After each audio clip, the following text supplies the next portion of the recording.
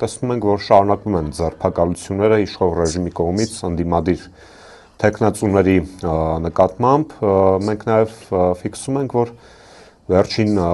օրերին տեղ ունեցավ այսպես կոչված քաղաքացու օր միջոցառումը, որտեղ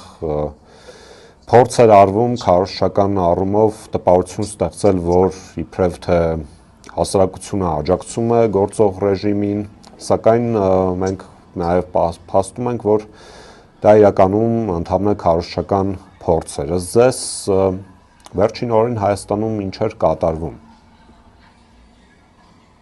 Սա ևս մեկ հայտարարակ պարտություն էր այս ռեժիմի համար։ Առաջինը պարզվեց, որ այդ ձրի խորովածի խոստումները հերթական սուտն էին։ Մարդիկ եկել էին եւ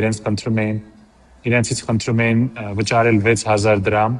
ամեն մսի կտորի համար, որը փաստորեն մոտավորապես $14 է, որը Միացյալ Նահանգներում դուք կտայիք ռեստորանում, եթե ստեյք ուտեիք, այդ նույն գինն էր։ Այսինքն անգամ այս հարցով մարդկանց խաբեցին։